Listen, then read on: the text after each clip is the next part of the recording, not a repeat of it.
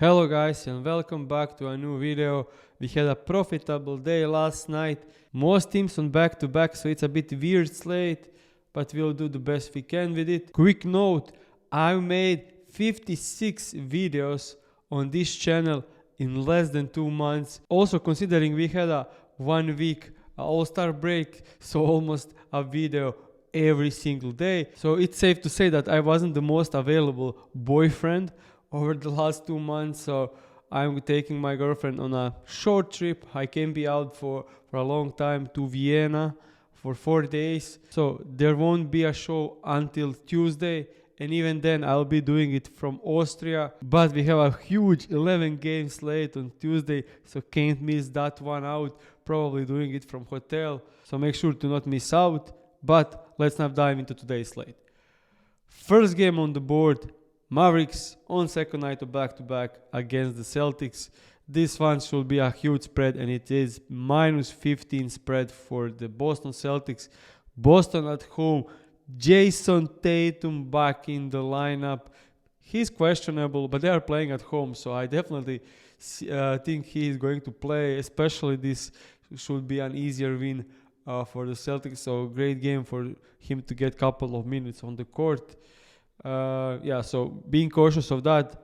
All other guys' line dropped a bit. This is an easier matchup for everyone on the Celtics, but expecting a blowout, so we can bet the overs, but also difficult to bet unders because it's such a great matchup for everyone. So going to completely skip this one. Next game on the board, Heat against the Hornets. I'll do a shorter video today because I can't even breathe. I'm kind of sick. I need to get better over the next 48 hours so I can travel.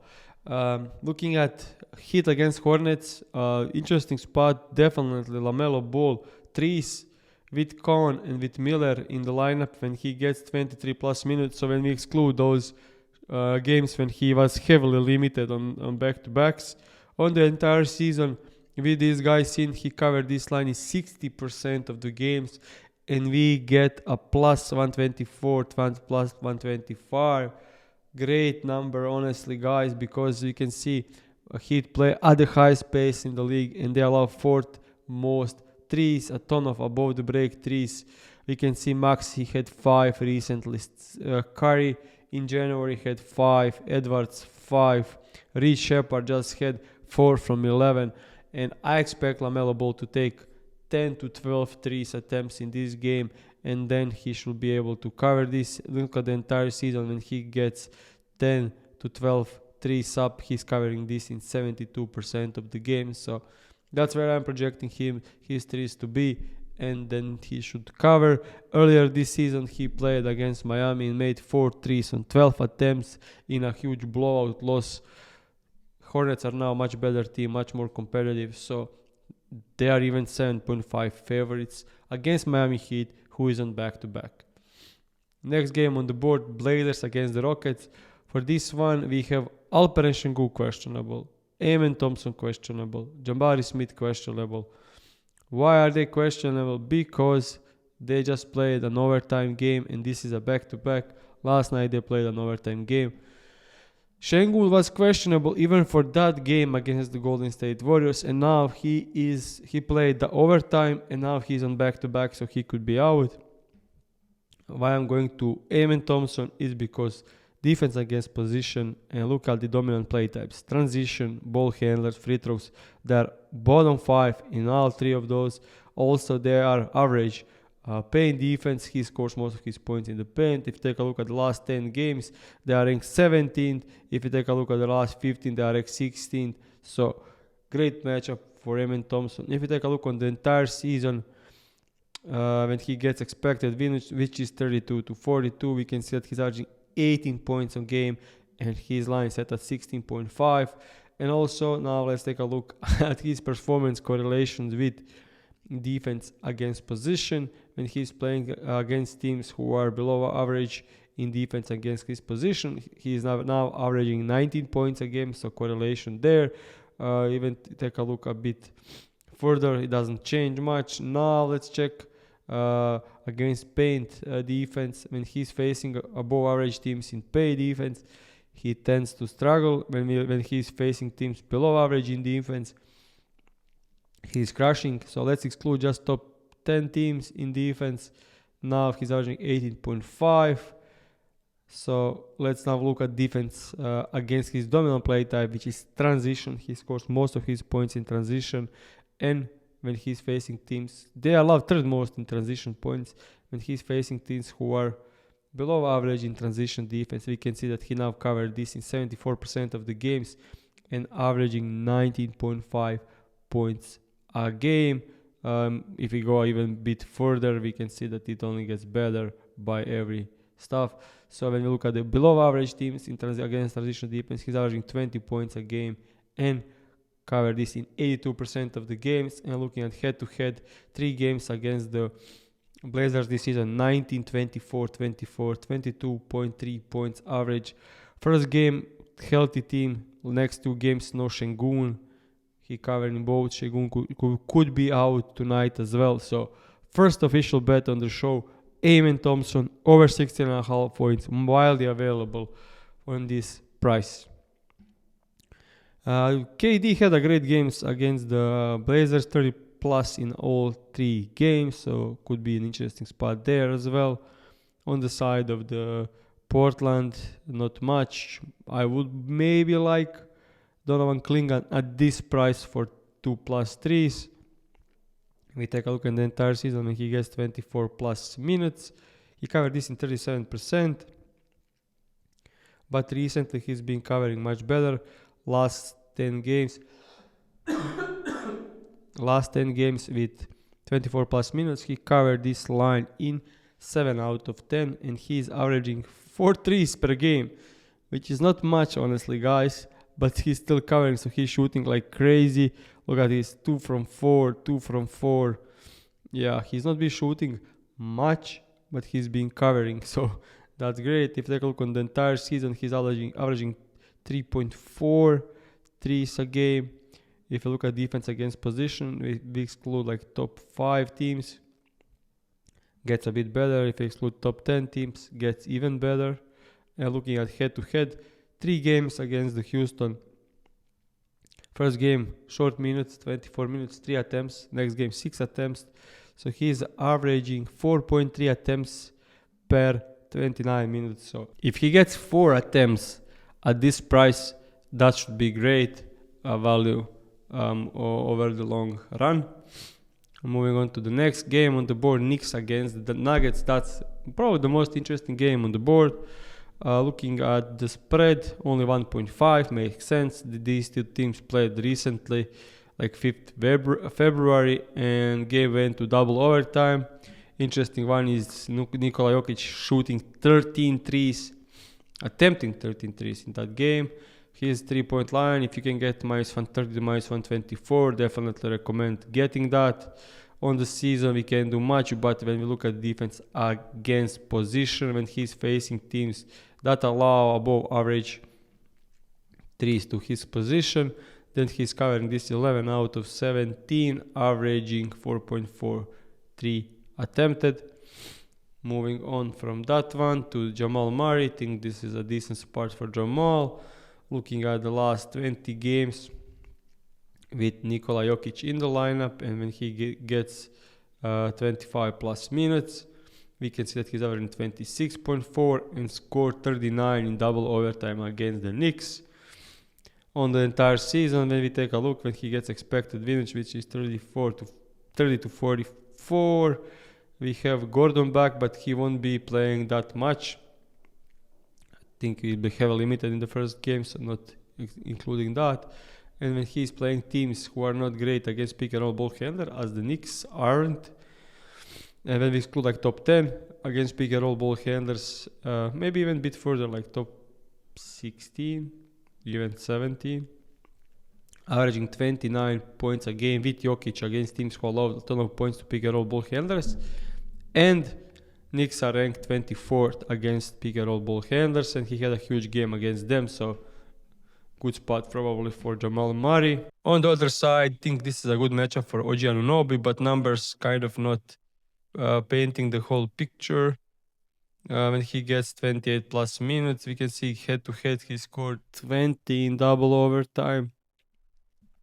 On the season, he averaged 16.7 with those minutes, 59% win rate. But we need to include the games with Brunson and Towns. Drops to 54%. Still 16 points average. Matchup 7th worst against his position, 7th worst against his dominant play type, 8th worst against catch shoot, and 10th worst defense overall. So looking like a great matchup. Similar players by PropsMadness killing it against the Denver Nuggets, especially as of late. Yeah. So this is a decent matchup. I expect a ton of pressure on Brunson. So this should be great one. Also, Josh Hart being questionable helps this one. Maybe a decent spot for Landry Shamet threes, but maybe this is heavily juiced for Shamet. Let's take a look. Last time they played Denver, he scored. Yeah, against the Denver, he scored 16 points, shot 15 times, which is absolutely amazing. Lately, he's been shooting more twos, which is actually pretty good for this one. 9.5 looks fair. If he makes 3 threes, he's staying under. So, but matchup is great. So that's it on Shemet. Mitchell Robinson played 23 minutes against Denver and almost fouled out. Let's look how he rebounded. Yeah, he could be up there more than usual. I would expect him to play at least 18 minutes because of the Jokic. And when he gets 18 to 24 minutes on the season, he's covering rebounds a lot. Moving on, next game, Pelicans against Suns. Usually they are kind of a big victim for Devin Booker. Looking at Devin Booker against the Pelicans, he is being putting like 52, 52, 36. But this season it dropped off. Only 19, 30, and 20 points against them. No assist as well. So looking at Jalen Green field goal percentage over the last 6 games, it's 31%, 5 from 20, 4 from 15, 5 from 18. So he's covering this line by field goal attempts, but not by points. Great matchup tonight. Huge potential bounce back spot. But I'm not betting on Jalen Green. So there is that, guys. On the other side, we have pretty healthy Pelicans team. Zion is ready. Trey Murphy is ready. DeJounte Murray is probable for this one. Herb Jones. So they are mostly healthy, which they haven't been for the much of the season. Spread +6. Think they could cover this with them now being healthy. Trey Murphy, Zion, Bay, Murray, Poole, Fierce, Queen, Herb Jones. Healthy team, so that will be an interesting game. No bets here. 2 more games on the board. Quickly going through them.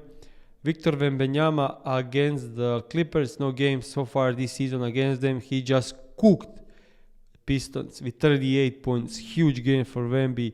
And now he gets to play Clippers. I could see them. They're playing Brook Lopez at the 5. He could end up having a ton of threes, but the line already juiced. So not threes, but I do lean over on 23.5 points. Look, last night he played 39 minutes. He's ready to play big minutes. When he was playing 28 plus minutes this season, he was averaging 25 points a game. And that's on 32 minutes on average. He should be playing more tonight. But we can see they held Jokic down to 22, Şengün to 16, Embiid to 24, Towns. So like they held most of these guys under, especially as of late with Zubac's departure. So not going to touch this one. On the other side, no Garland now. Kawhi 27.5. He just cooked Pacers with 29 in only 23 minutes. But yeah, as I said last time, his minutes are not big enough. And also, I could expect Spurs to put doubles on Kawhi. Spread only 7.5 because Spurs are on second night of back-to-back. Last game on the board, Lakers against the Pacers. Expecting LeBron James to sit on back-to-back, so that's why we have Luka Doncic 33.5 and Austin Reeves 23.5. Another game where I'm not touching Austin Reeves, and good thing that I didn't last night. Only scored 16 points. Luka Doncic should absolutely cook without LeBron James. We can see without LeBron James, with Austin Reeves, when we exclude the game against the OKC, which is the best defense in the league, he's averaging almost 38 points a game in those games. So he should absolutely put big numbers on Pacers. Didn't play them this season, so yeah, unfortunate there. Looking at the last season against the Pacers, 34 and 34. But those games were with Dallas, so no games with Lakers against the Pacers. Ayton probably out as well. Without Ayton, Jackson Hayes this season without Ayton, he's averaging 12 points per 26 minutes. Scored big against Dallas, easy matchup expected. Scored big against the Spurs, but he made a 3. I am not expecting him to make a 3.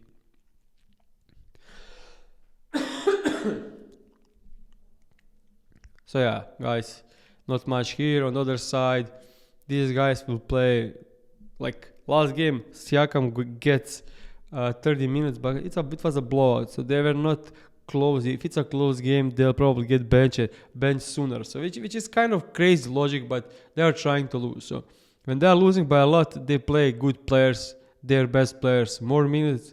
When it's a close game, they are looking to shut them down so they can end up losing.